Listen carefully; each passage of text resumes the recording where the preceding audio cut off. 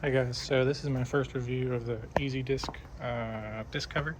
So this is my 2025 Cervelo P Series. This is the Paris Green model. It has the Reserve 5263s with the Paris Green decals. So I got this EZDisc in today. It was about 20 minutes or so to put it on. It's super easy. I mean, it's in the name, but you do have to take your cassette off, and if you have disc brakes, you do have to take your disc brake rotor off. So what you do is you end up putting rim tape. You put the disc cover on, and then you take a pencil and you outline where the disc cover is going to lay. You put rim tape on, and I think you can actually take this rim tape off after you're bolted on, but I decided to just leave it on. So then you take the disc cover, you put it on over the free hub.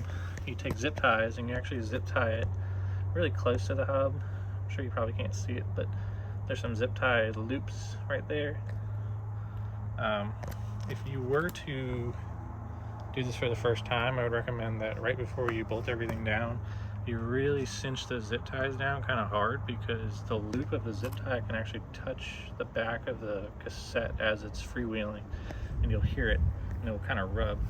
I'm sure it's not really like that big of a deal, but I could hear it, so I ended up undoing the bolts and actually cinching them down again. So after you put the zip ties on, you put the disc cover on this side, and then you feed screws through.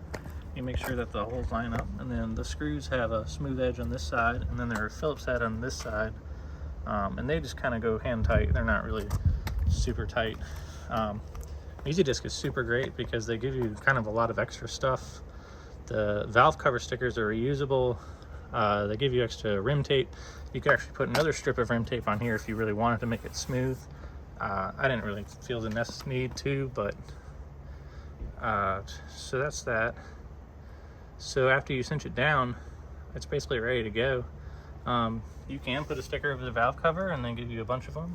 They're supposed to be reusable, like the adhesive is reusable.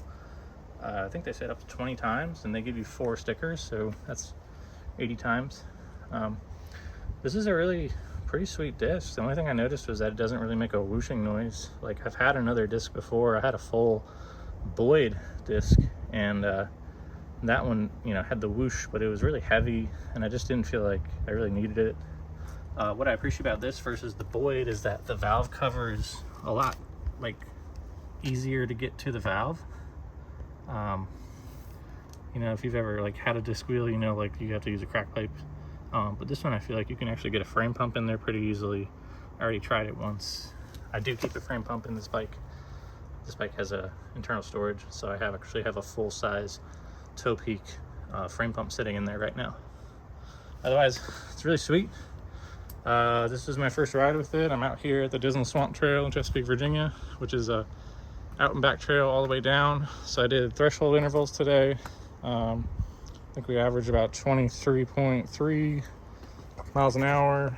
There's not really any wind, so I really didn't get to experience it much with the crosswind, but I mean, it felt pretty noticeably quick. And I noticed this was one of my, I think my fastest lap, 2 laps of the Disney Swamp yet. So if you have any questions about the EZDisc or about the P Series, just let me know.